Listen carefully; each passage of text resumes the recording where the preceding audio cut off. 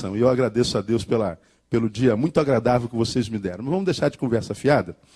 Vamos a Mateus capítulo 4. Você vai se lembrar. Ontem nós pregamos sobre que... Eu estou tentando lembrar o que eu preguei ontem. Não me lembro qual o texto que eu preguei ontem. Eu estou com a cabeça meia... Foi Timóteo? 2 Timóteo. Capítulo... Isso, Sindara. Estava acordada, Sindara? Estava acordada? Que bom. Então, aí eu acho que nós aprendemos ontem, em capítulo 3, fizemos uma alusão a Gênesis primeiro, e aprendemos que quando o assunto é relacionamento, Deus é pouco. Nem Deus basta, lembra disso? Quando o assunto é relacionamento, Deus só é pouco, não serve. É quando Deus é pouco, quando o assunto é relacionamento. Deus criou os bichinhos, para cada bichinho, uma parceirazinha, uma companheirazinha. Todo mundo, ninguém que estava vivo estava sozinho no Éden. Todo mundo tinha um par semelhante, um igual. Não é? E diz o texto que o homem não. O homem recebia a visita de Deus à tardinha todo dia. Cada animal tinha um animalzinho semelhante. Deus, para o homem, não havia um homem igual, havia Deus. E Deus, embora fosse a companhia diária, constante, ininterrupta do homem antes do pecado, embora Deus fosse a sua grande companhia, o seu grande companheiro, o próprio Deus olha para o homem e fala assim, não é bom que o homem esteja só. Ora, como é que um homem pode estar só se ele está na presença do grande e poderoso Deus? É porque Deus nos ensina que quando o assunto é relacionamento, nós precisamos de um igual, de um eu outro, de alguém que seja extensão de nós mesmos, um semelhante, alguém que sinta as mesmas dores, para que a relação seja similar. Então Deus é pouco. Mas nós aprendemos que embora Deus seja pouco, Deus tem uma grande ideia, far-lhe-ei uma ajudadora, far-lhe-ei uma igual. Só que aí nós fomos a 2 Timóteo capítulo 3 e aprendemos que a qualidade do homem contemporâneo é tão ruim, que é melhor estar só do que estar acompanhado desse que Deus criou para ser igual. E nós aprendemos que porque a qualidade está tão ruim, à luz dessa biografia que está aí em 2 Timóteo capítulo 3, fazer amizade está muito complicado, porque a gente aprendeu que não adianta ter alguém do lado. Quem está do lado tem que estar dentro, quem está dentro tem que estar do lado. O que mata a solidão não é ter alguém do lado, é ter intimidade com esse alguém que está do lado. E nós vimos o quanto, à luz da palavra de ontem, o quanto é difícil fazer um relacionamento. Fazer novas amizades, amizades que valham a pena. Como é difícil fazer amizade, o que a gente faz? A gente cria o nosso mundinho, e a gente vai viver no nosso mundinho, no nosso gueto, né? A gente cria aqui o nosso mundo e a gente de vez em quando vai lá fora, fala com alguém, mas a gente volta para a nossa solidão e nós aprendemos que a solidão é a doença que mais provoca depressão e a depressão é a doença que mais vai matar no século XXI, perdendo só para problemas coronários. Então a gente vive num tempo depressivo. A revista Veja diz que até 2010, 60% da população mundial vai ter depressão. Portanto, aqui nesse auditório tem um monte de gente que está em depressão, e depressão profunda. Aqui tem um monte de gente que tem problemas psicossomáticos. Lá, assistindo pelo mundo, tem milhares, milhões de pessoas que têm problemas psicossomáticos e não pode nem dizer que tem. E a gente vive uma mentira. A gente acaba indo para o deserto. E aí, nós falamos que íamos falar sobre deserto hoje. E eu queria levar você a Mateus capítulo 4, para a gente pensar um pouco sobre deserto. Enquanto você abre Mateus capítulo 4, me permita ler antes 2 textos e se liga no que eu vou lhe falar. Você está em Mateus capítulo 4. Jó, capítulo 1, diz que teve um encontro no céu, o diabo estava lá. Não me pergunte que reunião é essa que eu não entendo. O que o diabo estava fazendo lá? E Deus ainda dá a maior moral para o diabo. Vistes o meu servo Jó? Parece um menino, um adolescente, querendo mostrar o seu brinquedinho. Vistes o meu servo Jó? Notaste o servo Jó que não há ninguém semelhante a ele na terra? Aí o diabo, como um malandro, fala assim, também, dando o que tu dá para ele, até eu sou o teu melhor servo. Agora tira tudo para ver se ele continua fiel ao Senhor. Parece o diálogo de um malandro, safado, sem vergonha, que é o diabo, com um adolescente Deus. Aí, Deus, que parece adolescente, mas não é, diz uma palavra muito estranha. Disse ao Senhor, a Satanás: eis que tudo que ele tem está no teu poder. Tudo que Jó tem está no seu poder. O que esse texto está dizendo primeiro para você? Que Deus entregou Jó na mão de quem? De quem? Do diabo. Quem foi que entregou Jó na mão do diabo? Deus. Não é esquisito isso? E o diabo foi lá, então, cumpriu a sua missão. Matou, roubou, destruiu. Deus entrega Jó na mão do diabo. Aí, antes de ler capítulo 4 de Mateus, ainda vou lá em 2 Coríntios capítulo 12, quando Paulo fala da visão celestial, do espinho na carne, e ele diz assim: para que me não exaltasse demais pela excelência das revelações, foi-me dado um espinho na carne, a saber, um mensageiro de quem? De Satanás, para me esbofetear, a fim de que eu não me exaltasse demais. Paulo está dizendo assim: Satanás veio, e semelhante a um tapa na minha cara, colocou um espinho na minha carne, a respeito do qual eu orei a Deus tudo que eu podia orar. E Deus disse: eu não vou tirar esse espinho vai ficar aí. Esse problema eu não tiro, o que eu vou aumentar é a graça para você aprender a conviver com esse problema. E qual era o problema de Paulo? Um espinho que Satanás colocou nele. De um lado, Deus pega Jó e diz assim: ó, tudo que ele tem está na tua mão, Satanás, fica à vontade. Do outro lado, a Bíblia diz que Deus permitiu que Satanás tocasse em Paulo e nele colocasse um espinho na carne. Aí você vai a Mateus capítulo 4. Aí sim, agora sim, nós vemos outra palavra muito sinistra que está na Bíblia. Você já abriu em capítulo 4, amém? Então foi conduzido Jesus pelo Espírito ao deserto. Para quê? Pode ler para mim? Para ser tentado pelo diabo. Olha que Deus estranha o nosso.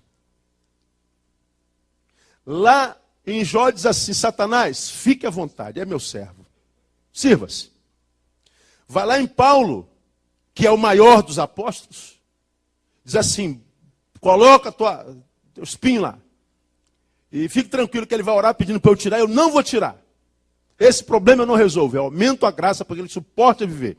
Como quem diz, Deus não resolve todos os problemas, ele nos capacita para suportá-los. É o que aconteceu com Paulo.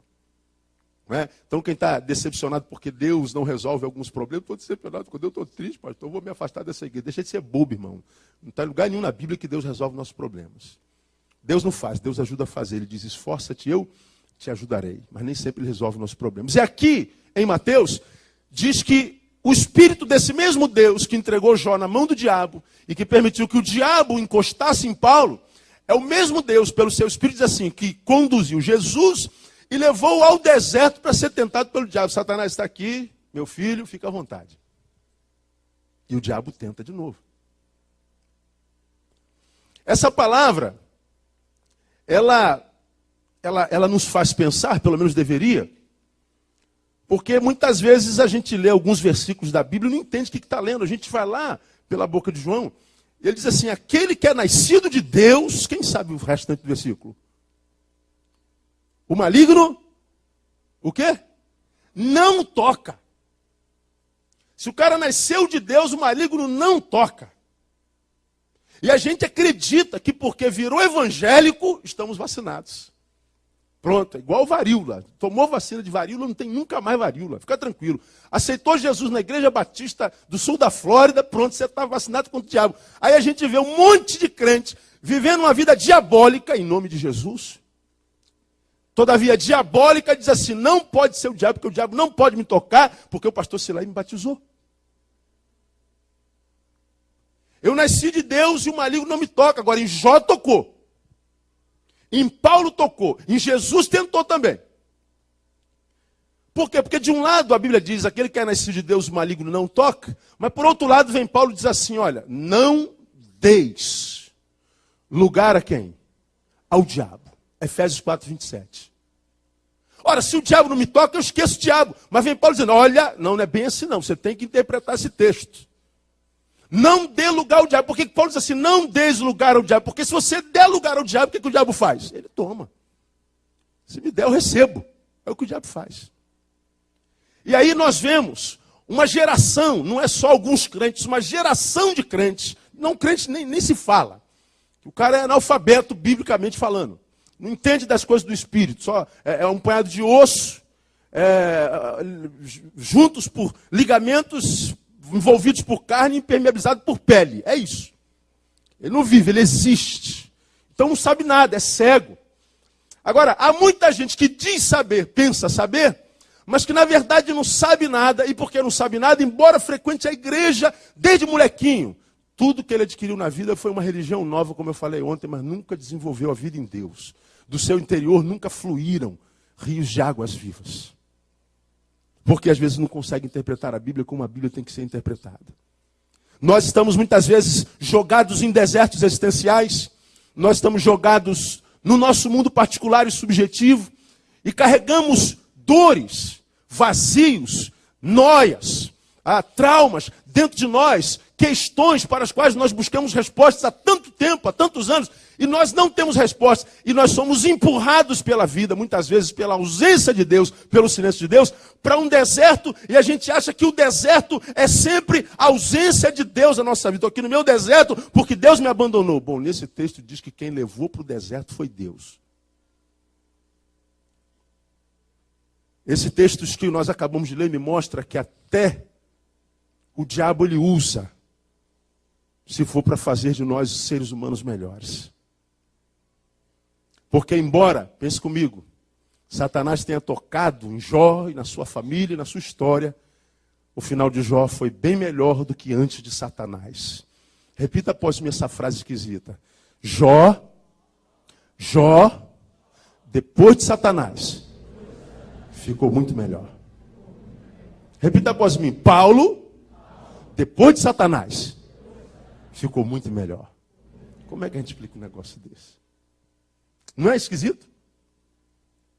Ora, há algum mistério no deserto.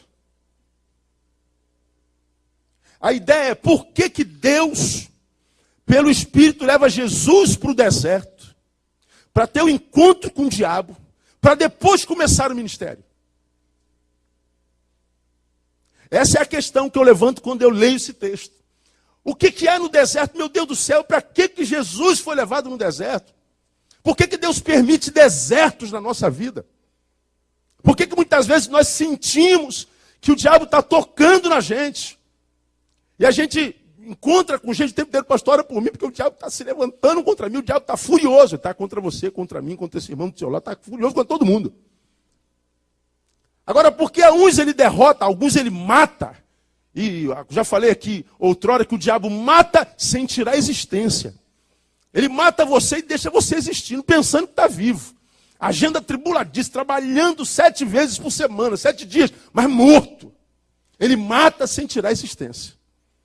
É assim que o diabo faz. Agora, por que ele faz isso com alguns e não faz com outros? Por causa da capacidade que alguns de nós desenvolvem e outros não, de entender o que há no deserto. Porque a última vez quando eu li esse texto, eu fiquei perguntando por que Deus teve que levar Jesus para o deserto? Por que Deus teve que entregar Jesus para o diabo? Por que Paulo teve um espinho na carne na mão do diabo? Por que Jó foi entregue na mão do diabo? É uma coisa esquisita demais para a gente entender com o entendimento humano. E aí toda vez que a gente vai para o deserto, a gente olha para o deserto, a priori o deserto é aquele lugar que não tem nada. Então, o deserto ele é sinônimo de todo tipo de sofrimento. O deserto é sinônimo de abandono, é sinônimo de tristeza, sinônimo de dor, sinônimo de solidão. Nós estamos falando de amizade. Ninguém quer deserto, a gente foge do deserto. Agora, irmão, se Jesus foi levado para o deserto, há um mistério no deserto que a gente precisa descobrir, pelo qual a gente tem que passar, para que Deus possa fazer alguma coisa na e através da nossa vida. Eu acho que o que Deus vai fazer na nossa vida, da nossa vida e através da nossa vida, tem a ver com a nossa postura no deserto.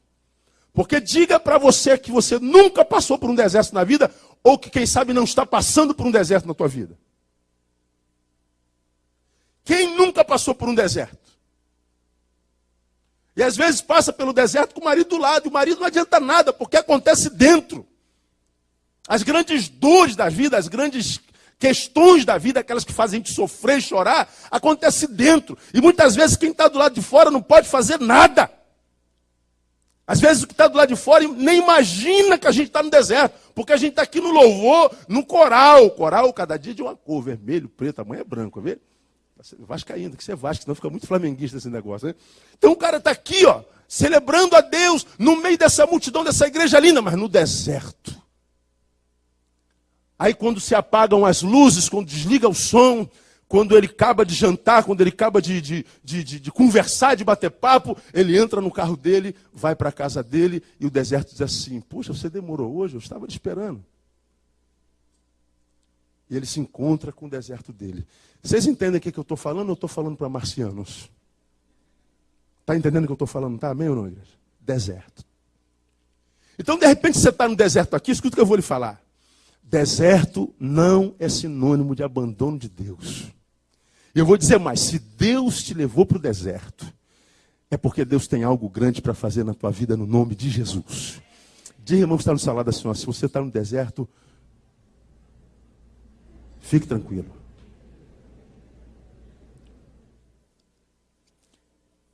O que tem no deserto?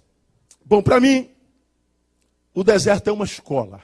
É o que eu vejo nesse texto. Uma escola que nos ensina algumas coisas imprescindíveis que eu quero compartilhar com você. Que nós jamais aprenderíamos se não fosse no deserto.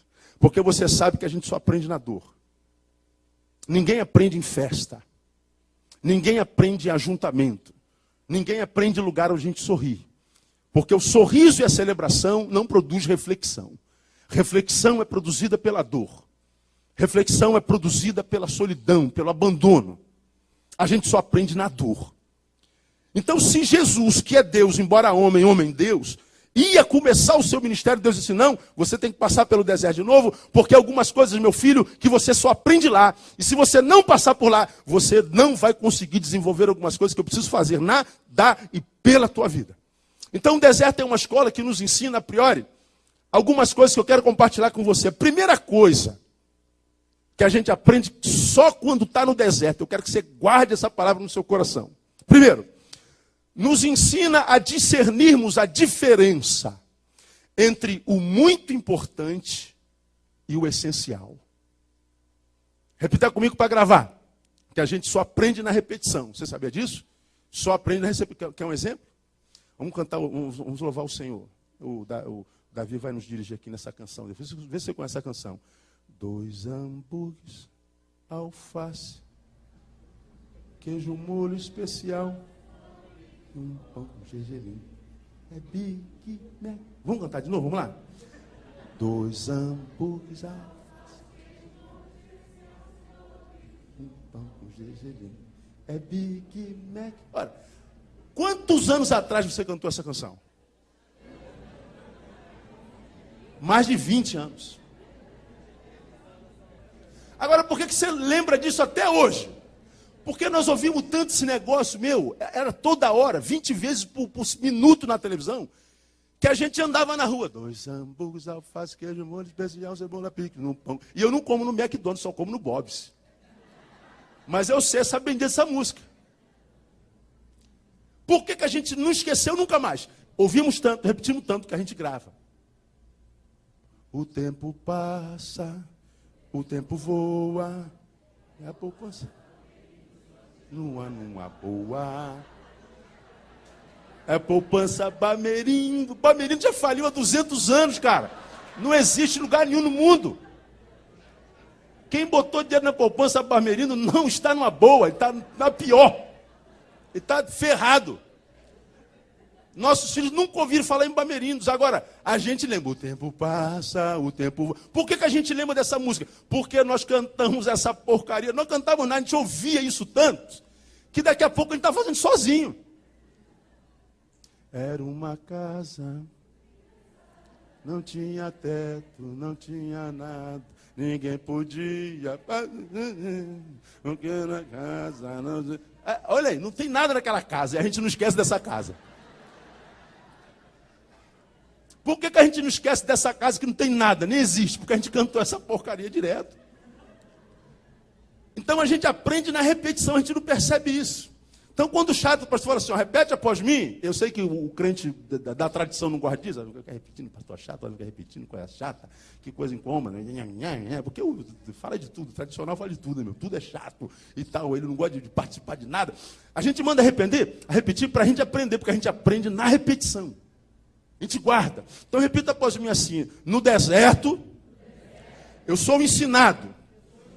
O melhor, eu aprendo a discernir a diferença entre o muito importante e o essencial. Vou mostrar para você isso. Uma coisa é o muito importante, outra coisa é o essencial. Tem muita gente que está vivendo na vida e tem quebrado a cara desde que nasceu. Como eu falei ontem, se eu não me engano. Tem gente que nasce, morre sem ter vivido. Ele nasce, entra na terra, morre e se perguntar como foi a tua vida, ele nem sabe o que é isso. Ele não viveu, ele existiu. Por que ele não viveu, existiu? Porque ele não soube discernir muitas coisas. Ele confundiu coisa muito importante com coisa imprescindível. E esse texto aqui diz que Jesus foi para lá para aprender isso. E eu acho que são coisas que têm tudo a ver com o tempo que se chama hoje. Primeiro, olha que coisa interessante. Jesus aprendeu a diferença entre essas duas coisas aqui. Aonde estamos indo versus quem está nos levando. Ou com quem estamos indo. Calma que eu vou clarificar para você. Jesus aprendeu lá. Aonde eu estou indo? Olha, aonde eu vou é muito importante. Porque quem não sabe para onde vai, mesmo que não saia do lugar, está perdido. Ora, quando eu saí do Rio de Janeiro para vir para cá, eu sabia exatamente para onde eu estava indo. Porque se eu não souber, eu acho que foi Silé que falou que teve um amigo que vinha para os Estados Unidos, foi parar em Londres. Pastor Keller, só podia ser o Keller, meu, não podia ser outro. O Keller entrou no avião, ninguém barrou, ele foi entrando no avião. Quando acorda, onde é que o cara está? Em Londres. Está perdido. Saber aonde nós vamos é muito importante agora. Quem nos está levando para esse lugar? Com quem nós estamos indo? Isso é essencial. Pensa comigo. Jesus estava indo para onde? Responda. Para o deserto. Isso é importante. Agora o essencial. Quem é que estava levando Jesus para o deserto? O Espírito Santo. Isso é imprescindível. Mas muda alguma coisa, pastor? Mas totalmente. Porque toda vez que a gente está sofrendo, toda vez que o nosso time perde, toda vez que o casamento está em crise, toda vez que a gente não consegue emprego, que a gente está dura, toda vez que a gente sente dor, a gente diz assim, o diabo que está fazendo isso. É o diabo que está me jogando no deserto. É o diabo que está lutando contra mim. Ora, o deserto é o lugar para onde você está indo quando as coisas estão mal. Agora, quem é que está te levando para o deserto? Você sabe assim, é Deus. Se é Deus que está te levando para o deserto, mesmo que o deserto seja um deserto, porque é Deus quem está te levando, o deserto é um lugar de bênção, é um lugar de vitória. Você está entendendo o que eu estou te dizendo? Por que eu preciso saber disso? Por que Jesus foi para o deserto e você não diz aqui que Jesus abriu a boca para reclamar com o Espírito Santo? Não diz que Jesus perguntou por que eu tenho que ir para o deserto? Por quê? Porque ele sabia para onde estava indo, o lugar era ruim. Mas ele sabia uma coisa mais importante que isso, que era essencial. É meu pai que está me levando. E se meu pai está me levando, se é meu pai que está me conduzindo, seja lá onde for esse lugar é um lugar de bênção, porque eu conheço o pai que eu tenho. Eu conheço o Deus que eu tenho.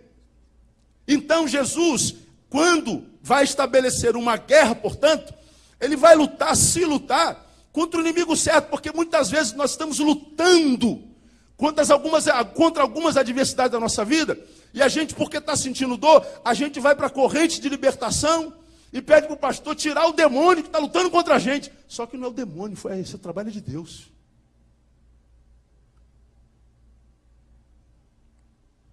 A gente volta para Jó e vê Satanás tocando em Jó. Por que Satanás tocou em Jó mesmo, hein? Deus permitiu. Se Deus não permite, irmão, Jó não toca. Aí você não vê Jó entrando em nenhuma corrente de libertação. Você não vê Jó reclamando da dor. Você não vê Jó murmurando contra o dia mau.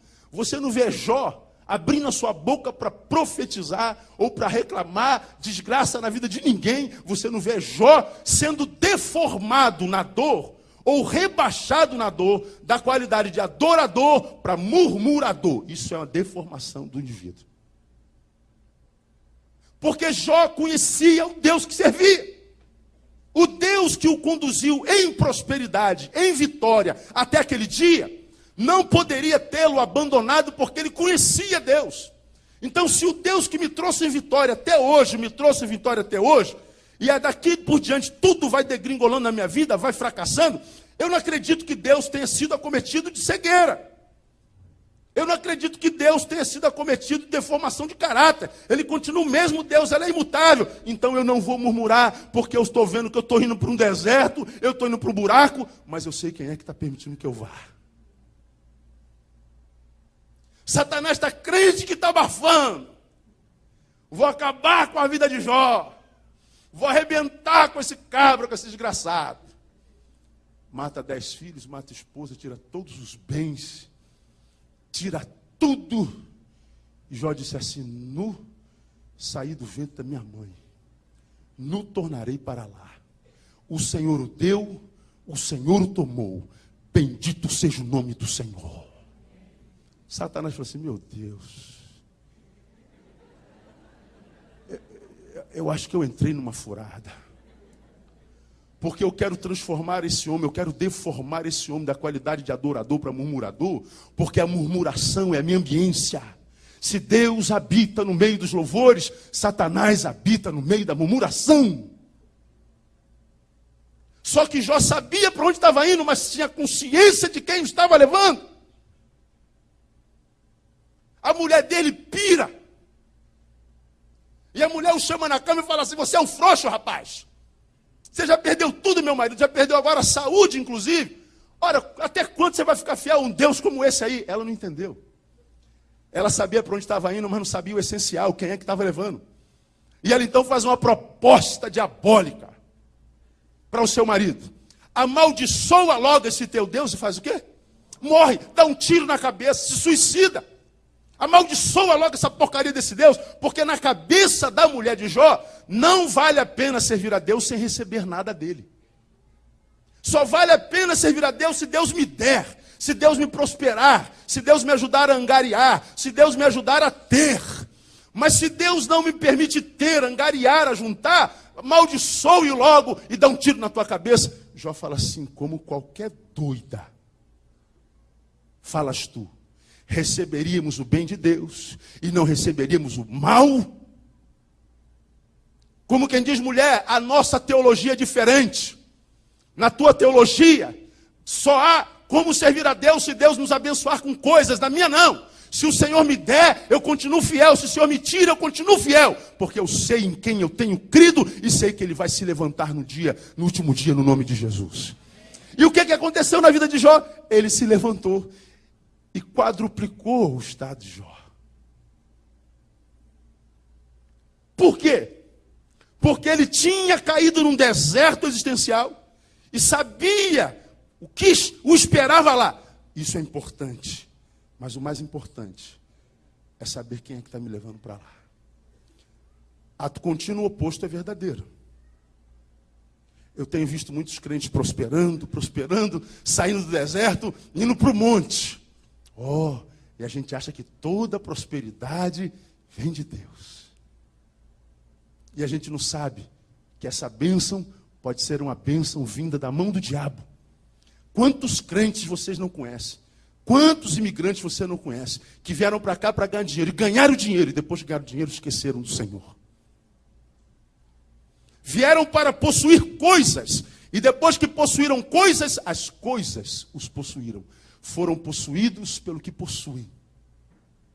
E hoje dizem para a sua alma: alma, come, bebe, folga. Temos depósito para muitos dias. A gente não precisa mais de Deus. É um pobre milionário. Quando nós estamos com Deus, podemos ser milionários pobres. E a gente precisa saber quais são os valores que estão dominando nosso coração, portanto. Amado, nós estamos falando de amizade. Nós estamos falando de relacionamento. E nós aprendemos que quando o assunto é relacionamento, Deus é pouco. Eu preciso de você, você precisa de mim. Deus é quem disse: não é bom que o homem esteja só. Se você vai pela boca de Salomão, capítulo 18, lá de Provérbios, versículo 1, Salomão diz exatamente o seguinte: quem vive isolado busca o seu próprio interesse, terminando o versículo, insurge-se contra a verdadeira sabedoria. Usando um carioquês bem claro, quem anda sozinho é burro. Quando a Bíblia diz lá, insurge-se contra a verdadeira sabedoria, ele está dizendo, é burrice. Agora, a qualidade do ser humano é tão precária, tão má, que a gente diz, pastor, é melhor cumprir o que a bisavó dizia, antes só do que mal acompanhado. Pois é, a qualidade das más companhias não podem roubar de nós a capacidade de achar as boas. E as boas companhias, as amizades, a gente consegue discernir quando a gente passa pelo deserto. Porque a gente sabe quem é nosso amigo de fato e de verdade, se ele permanece conosco, mesmo que nós não tenhamos nada para oferecer a ele. Há um texto na Bíblia que eu amo de paixão. Paulo diz assim para uma das igrejas para as quais ele escreveu: dou graças ao meu Deus todas as vezes que me lembro de vós. É um dos meus textos preferidos na Bíblia. Peraí, pastor, o que tem nesse texto? Tem alguma coisa nesse texto especial? Tudo. Dou graças ao meu Deus, Ronaldo, toda vez que eu me lembro de você. É o que ele está dizendo lá. Silaí, quando eu lembro de você, meu coração é tomado por ações de graças. O que ele está dizendo aqui, Paulo? Paulo está dizendo que vive uma relação tão profunda com aquela gente, que o simples fato de lembrar deles é abençoador. Produz gratidão e louvor. No meio dos louvores, Deus habita. Eu lembro do Davi e o meu coração é tomado por gratidão e louvor. A lembrança dele atrai Deus para a minha vida. Agora, o Davi está morando nos Estados Unidos, o Silaí mora nos Estados Unidos, eu moro lá no Rio de Janeiro, lá no Brasil. Eu não posso estar com o Silaí todo dia. Como posso estar com o Davi, que mora lá perto de mim, minha ovelha? Mas o fato de lembrar do Silaí, por causa da nossa relação que é tão profunda, gera em mim uma gratidão tão profunda que a existência do Silaí me ajuda a atrair Deus para a minha vida. Do que Paulo está falando? De uma relação, Silaí, tão profunda, mas tão profunda, que o outro já não precisa fazer mais nada, basta existir. Você não precisa me dar nada, não precisa fazer nada, você só precisa ser, você só precisa existir. A tua existência é o meu prazer, é a minha presença, é o meu presente. Isso é uma verdadeira amizade. Silaí não precisa mandar dólar para mim, se quiser pode, mas não precisa. Silaí tem que me levar para fazer compra. Silaí tem. Se a relação é de dever, essa relação não é de amizade. Por que amizades não duram? Porque se aquele a quem chamamos de amigo não suprir ou reagir à minha expectativa, nós nos decepcionamos com ele e o abandonamos. Estou decepcionado com você, amigo. Por quê? Porque ele não respondeu à tua expectativa. Ora, quem se decepciona com alguém que não respondeu à sua expectativa, não se decepciona com esse alguém, se decepciona consigo mesmo. Porque só se desilude quem se ilude. Mas chega aí com o dente do cérebro.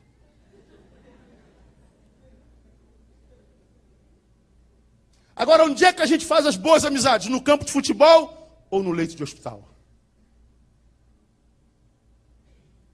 Onde é que a gente faz as boas amizades? Na mesa tomando cerveja ou quando a gente está tomando remédio? Quando estamos com o bolso cheio de dólares ou quando a gente não tem um centavo? Nem um centavo. Aonde é que nascem as boas amizades? É no deserto. É no deserto que a gente amadurece. E a gente consegue ver os verdadeiros valores. A gente sabe para onde está indo, isso é importante. Mas quem nos está levando? Deixa eu falar uma coisa para você.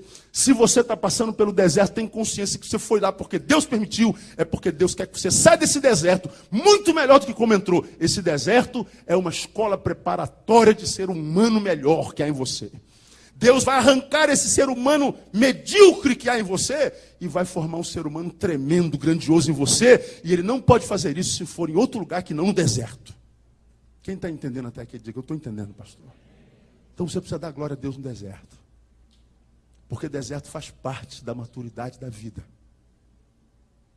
Por que Jesus, mesmo sendo Deus, teve que passar por lá? Porque mesmo sendo Deus, ele estava vivendo num corpo humano.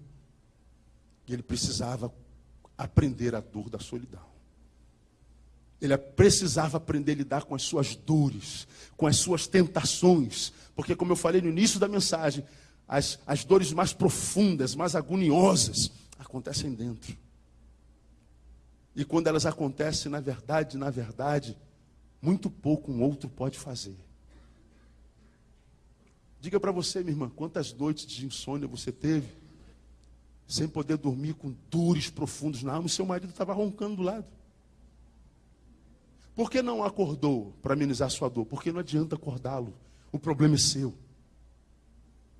Quantas vezes, marido, você saiu do trabalho e ficou rodando na cidade, sentou num bar, sentou não sei aonde, foi para a praia, ficou rodando com um carro perdido, sem direção, não foi para casa, porque exatamente você naquele tempo não queria se encontrar com a esposa, não queria responder, não queria falar, não queria conversar. Ora, se você está com um problema tão grave, por que não abre o coração para a esposa? Porque a esposa não pode ajudar em nada. Por que não liga para o teu brother? Porque o meu brother não pode fazer nada. Está acontecendo na alma, no meu ser, no subjetivo da minha existência. E aí Jesus nos leva para o deserto para que lá nós criemos anticorpos. Para que quando a gente voltar para a massa, a gente não seja vítima da massa. Porque quem passou pelo deserto e sobreviveu, meu irmão, não é mais refém da opinião alheia. Não é mais um adorador de si mesmo, um adorador de imagem. E quem adora a sua imagem é idólatra. A gente simplesmente é. E quando a gente é porque passou pelo deserto, nós somos aquele que nós somos no coração de Deus. E quando nós somos aquele que nós somos no coração de Deus, nós somos um ser humano feliz.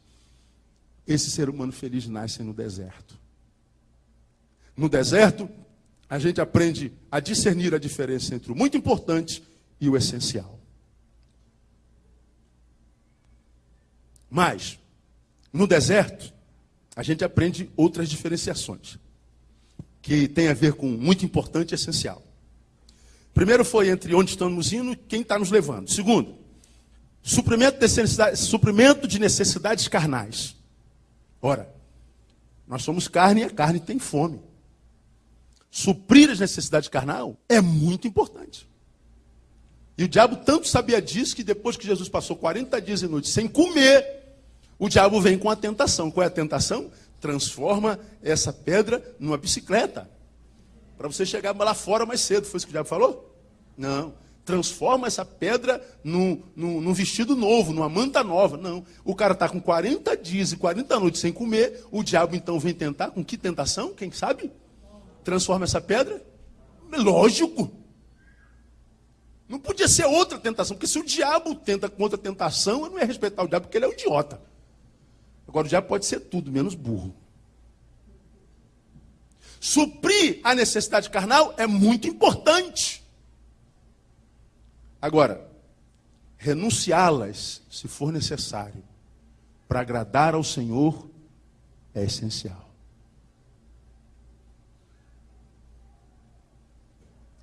Pensem comigo. Eu sou Jesus, estou 40 dias sem comer, estou sem força, estou aqui sentado no deserto sozinho. Parece o diabo diz assim: Jesus, transforma essa pedra em pão, cai de boca. Eu tenho poder para transformar. Você acredita que Jesus pode transformar uma pedra em pão? Sim ou não? Amém ou não? Amém. Agora responda para mim. Se Jesus transforma essa pedra em pão, que tipo de pecado seria esse? Qual é o pecado? Ele deu um testemunho pior do que esse, ele transformou água em vinho. Olha que mau testemunho. Porque se Jesus fosse como nós, batistas, lá naquela festa, acabou o vinho, ele ia fazer uma oração de gratidão a Deus. Acabou a festa, ninguém vai beber mais, ninguém vai encher a cara. Mas Jesus não era batista, né? Aí Jesus, não, a festa não pode parar. É isso. Aí o pessoal cai dentro do vinho e fala assim: rapaz, que mistério é esse? Vocês deixaram o vinho melhor para depois. Geralmente o cara bota o ruim, já está todo mundo bêbado, aí bota o melhor, que é menos. Não, vocês deixaram. Cara. Aí transformar a água em cachaça pode. Agora transformar a pedra em comida não pode. Duvido que vocês já pensaram nisso alguma vez na vida de vocês. Qual seria o pecado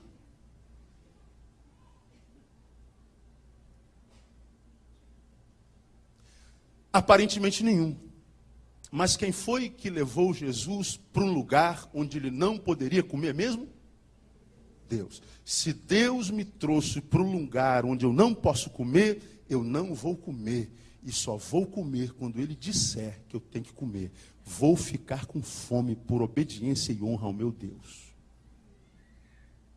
Suprir as necessidades carnais, muito importante. Renunciá-las, se preciso for, para agradar ao Pai, é essencial.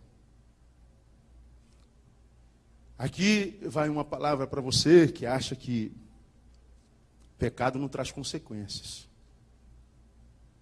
Pastor, a tentação foi maior do que eu, pastor. Pastor, está acima das minhas forças, pastor. Pastor, acho que não tem nada a ver, pastor. Pastor, é muito maior do que eu. Se você disse que é maior do que você está chamando Deus de mentiroso. Isso é sério. Porque a Bíblia diz que não viria sobre nós provação que fosse maior do que o quê? Do que aquela que a gente pudesse suportar. Ele está dizendo, não existe provação que seja maior do que você. Se essa dor chegou até você, é porque Deus está dizendo, eu sei que você pode suportar. E se eu digo que você pode suportar, não me chame de mentiroso dizendo que você não pode suportar.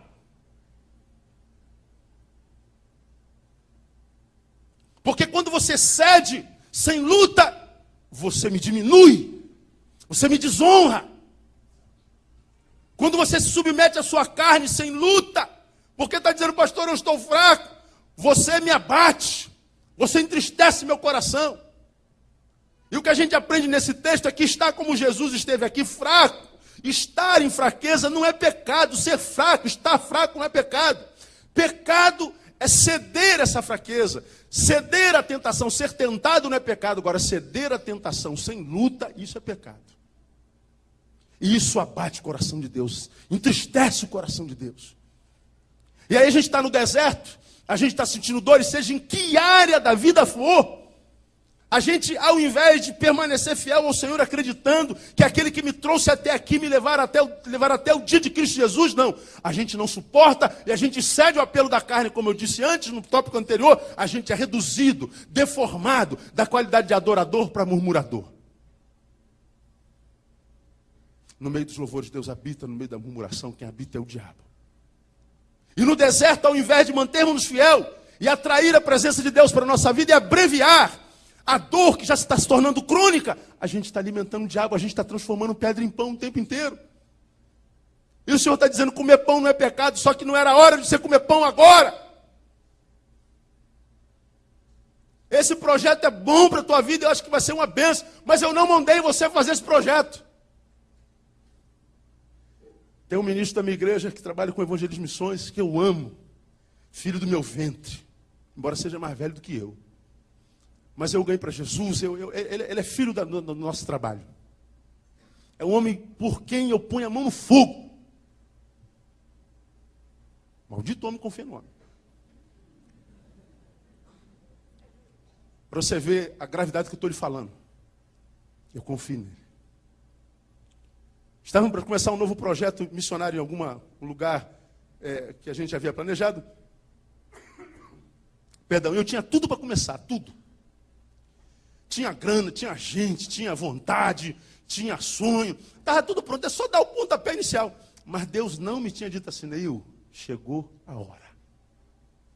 Se Deus não manda, eu não arredo o pé. Porque se você ainda não aprendeu, bem sucedido hoje, não é quem acerta mais, é quem erra menos.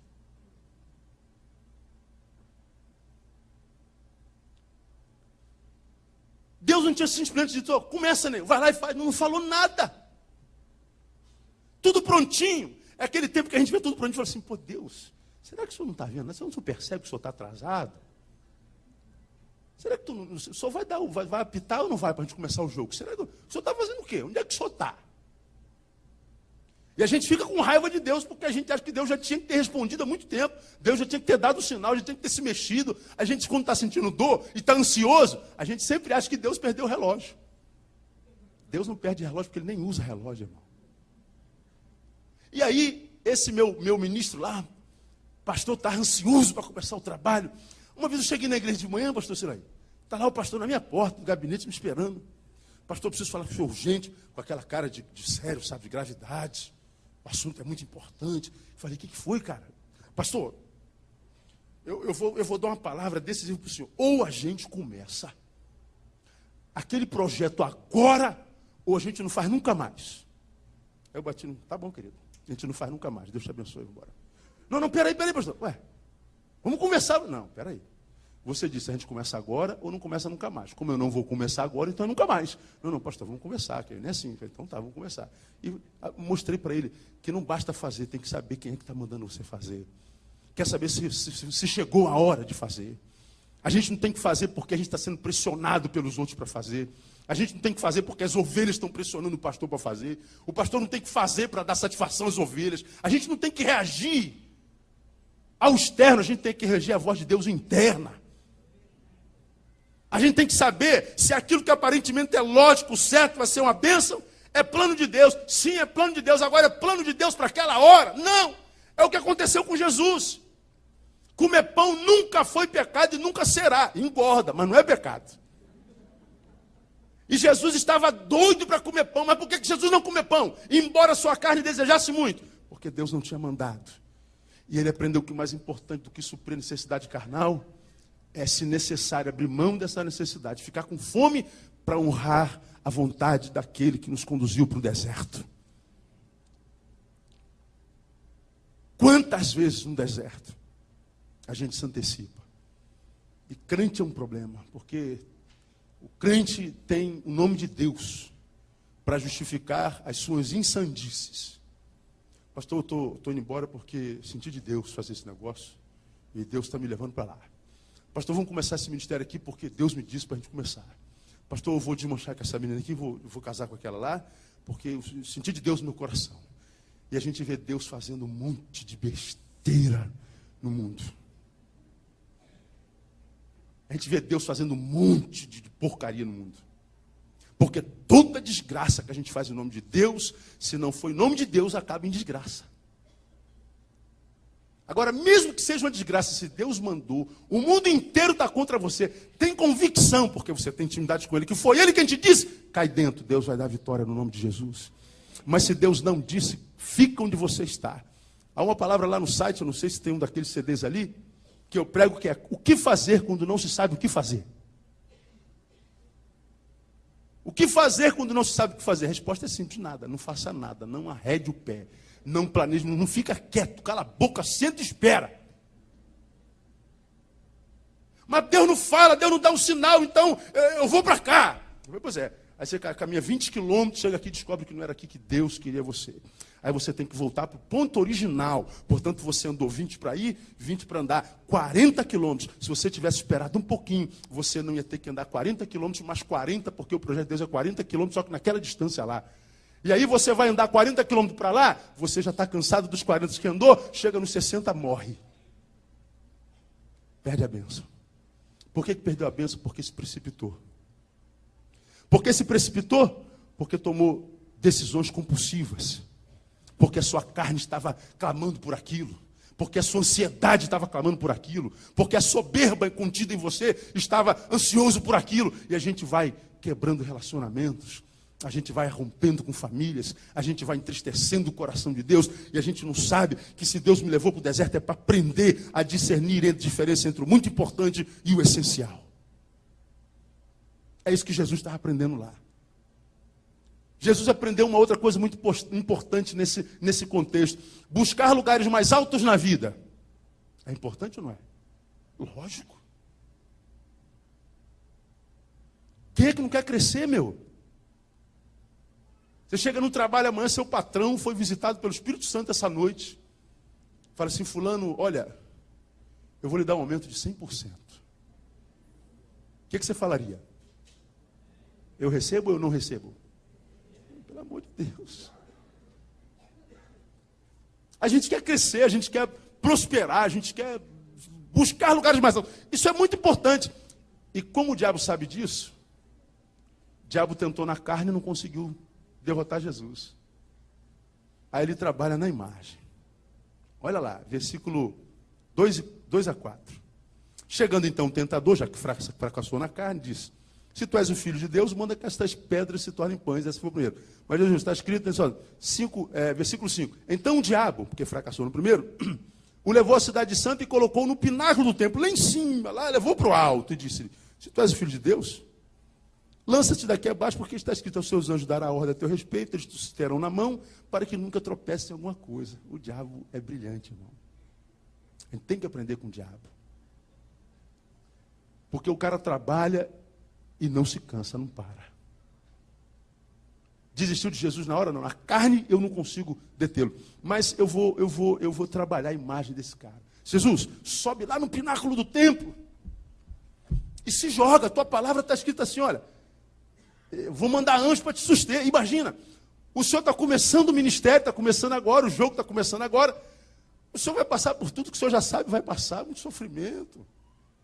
Agora, se o senhor se jogar daqui do pináculo do templo, os anjos vierem a pararem o Senhor, a notícia vai correr em toda Jerusalém, vai sair na Globo de Jerusalém, na Record, vai sair na internet, vai sair em tudo que é canto. O senhor vai ficar famoso na hora. Todo mundo terá ouvido falar do teu nome. Para que essa dor toda? Agora para pensar comigo de novo. Já viu que eu gosto de fazer você pensar? Ele estava onde mesmo? Aonde mesmo? E diz o texto que o diabo o levou até o pináculo do templo. Tinha templo no deserto? Não. Uma viagem espiritual, irmão. O diabo tem poderes que a gente não imagina. O diabo quis levar Jesus a lugares altos. Isso é importante. Agora, nós precisamos tomar cuidado com o que a gente vai negociar para isso. Chegar a lugares altos, muito importante. Saber o que a gente vai negociar para receber isso é muito importante. É essencial. Todos queremos chegar lá. Opa, prosperei, vamos. O que você está negociando para chegar aqui?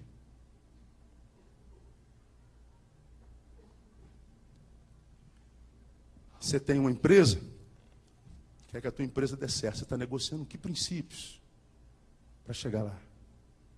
Está querendo conquistar aquele rapaz? Quais são as tuas armas? Está querendo prosperar no trabalho? Quais são as tuas armas? O que você está negociando? Porque quando eu lembro desse texto aqui, eu me lembro de um homem chamado Judas Iscariote. Já ouviu falar? Que teve a graça de ter sido escolhido entre os 12. Mas quando os pretores quiseram achar um cujo caráter era falho, para através dele prender o rei dos reis, eles acham a Judas. E Judas então negocia o que ele tinha com Jesus, a intimidade com Jesus, a graça de Jesus, o milagre de Jesus, o privilégio, a honra de estar com Jesus. Ele troca tudo isso por 30 moedas. Eu com Jesus acho que eu vou demorar a ficar rico. Então eu vou ajudar Jesus um pouquinho. E ele negocia o dinheiro. E quando a gente negocia para ter fácil, mesmo que ganhe, aquilo que a gente ganha não vai trazer alegria para o nosso ser. Porque todos nós temos uma frasezinha que já vem conosco, já vem no chip de fabricação. A frase é essa aqui, ó, eu preciso chegar lá. Eu quero chegar lá. Eu vou chegar lá. Todo mundo quer chegar lá. E aí o garotinho, ele quer chegar lá, quer ser médico. O menino quer chegar lá, quer ser pastor. O menino quer chegar lá, ele quer ser oficial do exército. Ele quer chegar lá. Então, ele vê um alvo lá em cima, ele vai trabalhando, ele vai renunciando, ele vai galgando. Aí quando ele chega lá, legal, cumpriu o mandato. Lá, vai fazer o quê? Porque enquanto eu não estava lá, acompanha o raciocínio, eu tinha uma razão para viver. Qual era a razão da minha vida? O sonho de chegar lá. Agora eu cheguei lá. O que vai impulsionar a minha vida? Não vou voltar para lá, pastor. Não é. Ninguém caminha para baixo. Mais importante que chegar lá é saber o que lá você fará quando lá chegar. Ou o que você vai negociar para chegar até lá. Porque eu tenho me encontrado com um monte de gente que chegou lá. E depois que chegou lá, descobriu que lá é lugar nenhum. Porque o que ele negociou para chegar lá foi coisas muito mais preciosas. Tem gente que abre mão da família para chegar lá, seja lá onde for esse lugar. Tem gente que abre mão de amizades, abre mão de amores verdadeiros. Tem gente que abre mão do Espírito Santo. Tem gente que abre mão da igreja, porque quer chegar lá. E quando chega lá, descobre como Judas, que as 30 moedas que moviam o seu coração, agora na mão, não valem nada. Porque ele negociou algo muito caro para ter aquelas 30 moedas. E depois que ele perdeu o que ele perdeu, não podia ter de volta, ele tenta devolver as moedas e nem os que lhes comprou, que o compraram, quiseram aquela moeda de volta porque era moeda de maldição. Quantas pessoas a gente vê vivendo uma vida miserável, porque descobriram que tem tudo e o tudo não basta, é pouco. Quiseram muito ter uma coisa, só que para ter essa coisa, negociaram valores inalienáveis, coisas que não se negociam. E agora tem essa coisa, está desgraçado, se pudesse voltar atrás, não pode, ele voltaria, mas ele não pode. Porque hoje é infeliz. Por que Jesus foi para o deserto? Para aprender a diferenciar entre muito importante e essencial. Buscar lugares mais altos, muito importante. Tomar cuidado com o que vai negociar é imprescindível. Eu quero terminar. Buscar uma vida mais próspera e confortável, muito importante. Não fechar os olhos sobre a origem de tal riqueza, imprescindível. Parece que um terceiro, mas não é. Porque quando Jesus tenta, na carne não consegue. Satanás tenta na carne e não consegue. Tenta na fama, no orgulho, não consegue. Então ele tenta na prosperidade.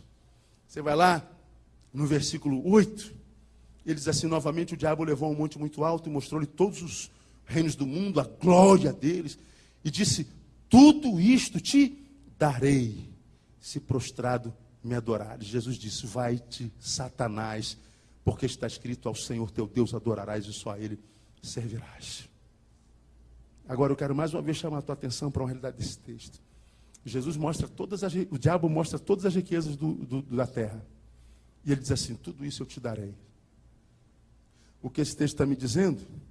Que Satanás pode me abençoar com pão, Satanás pode me abençoar com riqueza, Satanás pode me dar glória, Satanás pode me dar todas as coisas que há no reino dos homens. E ele diz, Jesus, tudo isso te darei, se você me abençoar. Eu faço tua empresa crescer,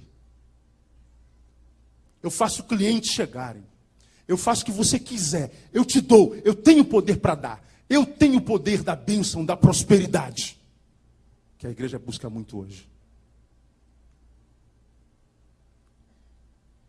Agora, mais uma vez eu te peço, pensa comigo. O diabo lhe promete pão, fama e grana. E diz, eu tenho poder para te dar tudo isso. Agora, tudo o que o diabo oferece a Jesus já era de Jesus. Porque ele não transformou uma pedra em pão. Ele multiplicou 2 pães e milhões de pães para alimentar milhões de pessoas. Multiplicar pão é a especialidade de Jesus. Ele já tinha esse poder. Fama. Ora, já estava escrito, quando o Filho do Homem for levantado, a todos atrairá a si. Riquezas. Ora, ele é filho daquele que disse, do Senhor é a terra e a sua plenitude. Tudo que o diabo oferece a Jesus, já era de Jesus, só que depois da cruz. Tudo que o diabo queria, portanto, é tirar Jesus do objetivo da cruz. Tudo que o diabo quer não é destruir a nossa vida. Ele quer nos tirar do foco para o qual nós fomos criados. Porque se eu que nasci para chegar lá naquele quadro onde está escrito Ministério da Amizade, saio desse caminho, começo a trilhar um caminho que não aquele, eu não vou chegar a lugar nenhum e só vou saber disso quando tiver chegado lá.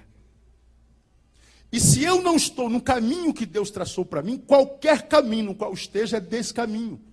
O diabo não precisa me destruir, eu me destruo. Nós temos um poder de autodestruição fenomenal.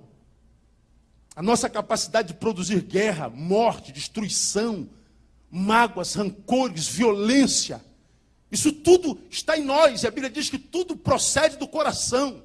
Porfias, guerras, dissabores, mágoas, toda sorte, procede do coração. O diabo não precisa investir em mim se eu sair do caminho de Deus, do plano de Deus. E o que ele queria fazer com Jesus? Tirar Jesus da cruz, do caminho que ele tinha traçado, tinha sido traçado por Deus. Por que a maioria da vida das pessoas que a gente conhece está esbagaçada, está destruída? Não é porque o diabo está destruindo, não. É porque você saiu do caminho de Deus. E quando você sai do caminho de Deus, você se torna o teu próprio Satã. E o Satã, no qual nós nos tornamos, é um Satã mais poderoso do que aquele Satã que a gente chama de Satanás. Porque quando a gente olha para Satanás e os seus asseclas, seus demônios, na autoridade do nome de Jesus, ele se submete. Agora, quando nós nos tornamos o nosso Satã, nem ao nome de Jesus nossa carne se submete. Como eu falei ontem. Diz para a tua depressão, está repreendida em nome de Jesus. Você pode orar quando você quiser. Diz para o ódio que você está por aquele irmão, ódio, eu te repreendo, vê se o ódio sai. Diz para a mágoa que você está da sua mãe, mágoa, eu te repreendo, em nome de Jesus, vê se a mágoa sai. Diz para a tua insônia, vai de reto, insônia, que eu quero dormir. Em nome de Jesus, ela vai rir da tua cara. Como eu falei ontem, fala para o teu tesão, aquela tara que você tem por aquela mulher, por aquele homem, tara, sai! Não sai. Você se tornou seu próprio Satã.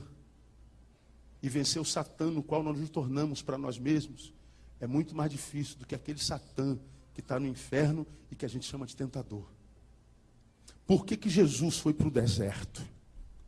Para que ele conhecesse Satanás. E entendesse que Satanás pode dar riqueza, prosperidade, fama, pode ser uma fonte de bênção na nossa vida.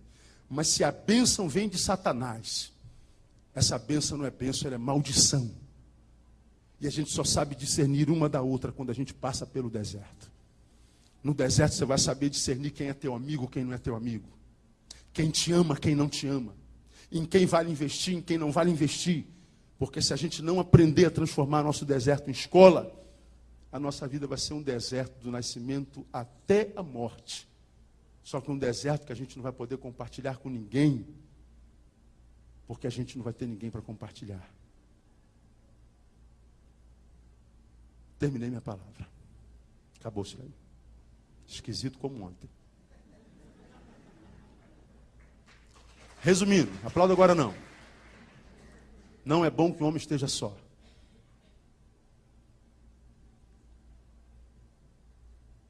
Solidão não é plano de Deus para a vida de ninguém. Deus diz que a gente tem que ter alguém. Só que à luz de 2 Timóteo, a gente olha para os alguém que estão do nosso lado e diz, não tem ninguém. E a gente então vai para o deserto. Portanto, se a gente vai para o deserto por causa dos alguém com os quais a gente convive, esse deserto no qual você está não foi o diabo que te levou. Foram as circunstâncias. Pode ter sido o próprio Deus. Nesse deserto você aprende a discernir a diferença entre o muito importante e o essencial. E quando você aprende a discernir essas coisas, entre o muito importante e o essencial, você vai saber que é muito importante saber para onde está indo, mas é mais importante ainda saber quem é que está te levando. E se for o Espírito Santo que está te levando, esse deserto pode se tornar em mananciais de águas vivas. Não deixe que o deserto te deforme da qualidade de adorador para murmurador. E se você aprender essas diferenciações entre o muito importante e o essencial, você, quando sair do deserto, porque não existe deserto que dure para sempre, se a gente transforma esse deserto em escola, quando sair do deserto, você vai se encontrar com os mesmos alguém, no meio dos quais você não encontrava ninguém. Só que esses alguém você vai olhar com um olho diferente, porque você passou pelo deserto. Quando você sair desse deserto, vai olhar a vida de uma perspectiva diferente, porque nem sempre Deus muda as nossas circunstâncias. Muda a nós, para que nós olhemos as circunstâncias de modo diferente. Foi o que aconteceu com Paulo. Deus, muda a minha circunstância, resolve meu problema. É um espinho na carne, não. Essas circunstâncias eu não vou mudar. Eu não vou resolver esse problema, Paulo. O que eu vou fazer é o seguinte, eu vou te dar uma porção maior de graça. Você não precisa do teu problema resolvido. Você não precisa das circunstâncias favoráveis. Você precisa de uma porção maior da minha graça. E foi então que o grande Paulo, depois de Satanás melhorou muito, disse assim, agora eu entendi. Quando eu estou fraco, é então que eu sou forte. Porque quando eu estou fraco, eu dependo completamente da graça do nosso melhor amigo, que é Jesus. O teu deserto pode ser uma grande bênção na tua vida, dependendo do que você faça no deserto. Termino com 3 frases. A primeira de um filósofo ateu chamado Jean-Paul Sartre, que diz, não é o que fazem conosco, é o que nós fazemos com o que fazem conosco. A segunda frase é a frase, como é que eu vou te dizer?